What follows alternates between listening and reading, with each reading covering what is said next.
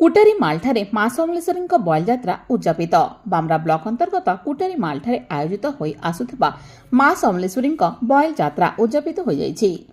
जानकी पोड ओ रोमांच पोड तत्वावधान में पारंपरिक रीतिनीति अनुसार उक्त यात्रा आयोजित होई आसुथिबा बेले मां समलेश्वरी बरुआ बेशरे बाहरी भक्तंकु दर्शन देइथिले। परे मानसिक करिथिबा भक्त माने मानसिक पूरण पाई छेली और कुकुड़ार बलि देइथिले। एही अवसर में विभिन्न सांस्कृतिक और रंगारंग कार्यक्रम आयोजन करा जायथिला।